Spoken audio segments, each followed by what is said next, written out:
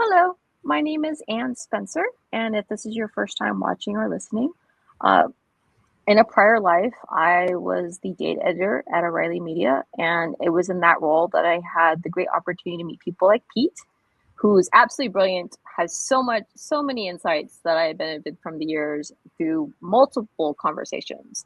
And I'm really glad that we decided recently to record some of our chats.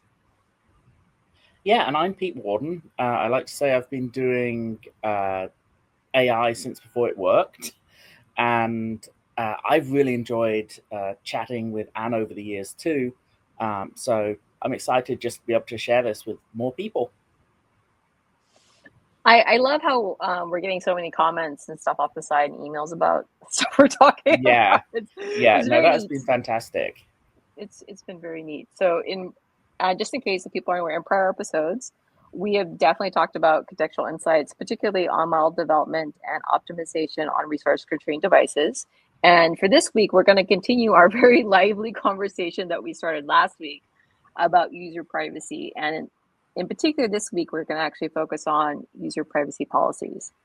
So today, interestingly enough, as we're recording this, there is actually speculation that Amazon will discontinue supporting a feature that actually allows users to choose to not send their voice recordings to the cloud, right? So we'll see how this pans out for the rest of the day and over the weekend. Also, as we discussed in our prior episode, there was backlash against Mozilla in terms of their change of services. I'd also like to personally bring up an instance where I saw that there are implications for privacy protocols, right? So, for example, Apple, when they changed their iOS privacy protocols, Meta reported in an earnings call in February 2023, and they had indicated that the potential, quote, impact of iOS overall as a headwind on our business in 2022 is on the order of $10 billion, unquote. Right. So also during this period of time, the reason why this resonates with me is because at that time, I was working on open source recommender libraries, right? And we actually saw complete organic interest, like a spike of interest in the session-based recommender library because it doesn't track user data, right? It definitely pays more attention to the dynamic sequence of events, right? So just bringing that up because there are obviously some potential financial and business implications related to user privacy policies. So obviously, as I mentioned last week, I want to get Pete's take on privacy policies because he's had so many different roles, so many different levels, the navigation and whatnot. So I would love to hear his take. So let's dive into my questions. So Pete, as of last week, I remember we talked a bit about the golden age of 2009, where there was a lot more trust with companies and user data. It was a honeymoon period. Now there's obviously more trust issues, including the open question about what's the verification? Like, what's the verification with access and how are people using or how are companies using user data? So I want to pull on this thread a bit more from our last conversation. So I would love to get your take on what the current state of user privacy policies are from your Yeah, perspective. yeah, and as you know, Anne, this is a topic that I actually, I tend to rant on, just because it feels like it's all such a sham. Um, you know, Nobody reads them. They're not even designed to be human readable. Who's actually gonna scroll through a long document every time you visit a site? Um, and they also rely on users somehow proving that their data has been used in ways the policy doesn't allow when they have no visibility into the internal systems of a company. And they can't know how their data is being shared with others. It's only by a massive fluke that people can actually discover um, if one of these sites is actually sharing their data. It's never obvious. Um, and thirdly, to make it even worse, they're generally just boilerplate that says essentially we can do anything we want with your data anyway. So they don't put many constraints on companies, and actually, a lot of the privacy policies that you see out on the web are actually literally cut and pasted from a few templates, and often they don't even they forget to put in the company name or whatever it is. So it shows that both the people who are creating the websites and gathering data and the people using these websites just don't even give them mind. They're just a formality. So the way I think about it is they're not only useless, they're worse than useless, because they're kind of a fig leaf to sites that basically get to do whatever they want with your data. Definitely some food for thought, for sure, for sure. So obviously, because you've done so much thinking about this for a very long time and from multiple angles, what do you think about some alternatives, right? Like, or are there alternatives like that could exist? Yeah, and this is something, because I'm very passionate about how bad privacy policies are. But obviously, the next question is, okay, you're so clever, what would you do instead? And there's really two directions that I've looked at and thought about, and kind of seen out in the world. One of them is regulation, just Mm-hmm. standard, government regulation, like in Europe, GDPR. I was at Google when that came in, and there was a whole bunch of work to put a lot of controls on internal user data that they didn't have before. Now, some of it was just, kind of, um, not particularly helpful, but at least there was kind of a regulatory framework, and big companies like Google were concerned about if they broke it, that they would actually suffer Mm-hmm. consequences. Mm-hmm. Um, Yeah.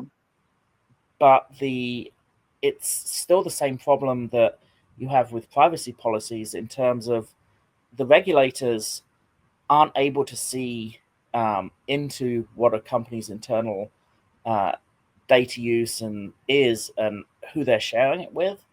Um, it's still really hard to do that.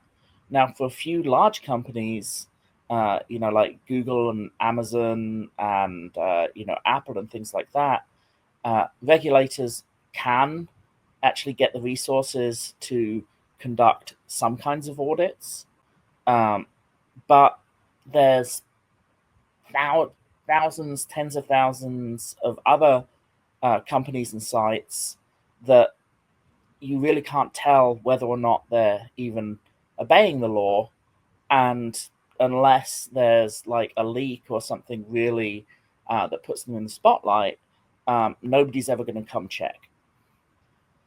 So it's better than nothing, but it still, doesn't do much for our data. Um, Another approach that I actually really like um, is data nutrition labels, um, Mm-hmm. and we'll include. I'll give a link to the Carnegie Mellon group who pushes this Mm-hmm. and has kind of devised and done a lot of work around it. The trouble with this, or maybe it's a feature, is you can only really uh, verify a data nutrition label if you've got an edge device. Once stuff goes Right. into, yeah, once Yeah. stuff, Yeah. Mm. Yeah. Okay. Right.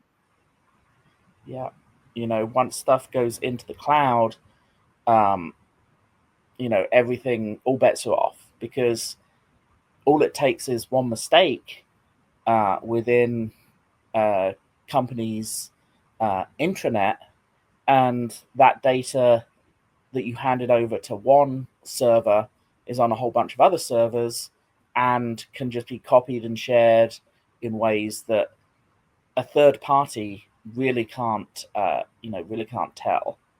Um, the the big problem with data going into the cloud is it's almost impossible, and it would be extremely costly to actually verify what's happening to your data once it goes into, I mean, I'm saying the cloud, but essentially it's a bunch of computers owned by the company that you're working with. And not only is it really hard to verify what happens to your data, it just kind of diffuses throughout that whole system of computers, in a sense. There's also constant changes to the software, often multiple times a day, sometimes even, multiple times a minute for large companies. So even if you did verify the safety of your data in some company's cloud, you'd have to keep checking it as often as the code is updated. So that's really where, one of the big reasons why I'm so focused on edge devices is you can actually make very strong guarantees and analyze edge devices in kind of a finite amount of time and without it costing too much. And you can actually double check what's happening to your data. You can actually, if you open it up and it has no network hardware, then you have a pretty strong, guarantee that your data isn't going anywhere. If you have network hardware, but you see it's only sending 10 bytes an hour outward, or it's only it's not sending, it's only receiving, that actually gives you some pretty strong guarantees too. And you can also check where that data is going by looking at the IP addresses of those packets to make sure the data is going where you think it's going. So I think it's feasible for somebody like Underwriters Laboratory or even like Consumer Reports to actually test the sorts of things that come up on a data nutrition label and make sure that manufacturers and companies are actually doing what they're saying. So that auditable property exists on edge devices and just doesn't exist once your data leaves your house, honestly. For sure. Lots and lots to think about, but we're almost at time. As I mentioned last time and this time, I know I could spend hours and hours and hours talking to you about this. Are there any last thoughts before we sign off, Pete? No, I mean, it feels like a bit of a lonely quest sometimes, because most of the privacy industry is about checking boxes and kind of trying to inform users of very, very complex things that they don't understand. And I just don't see that working. So yeah, so it's time to think about different paths in different ways, right? For sure. Awesome. So on that note, thanks, Anne. Bye, everybody. Bye. Bye.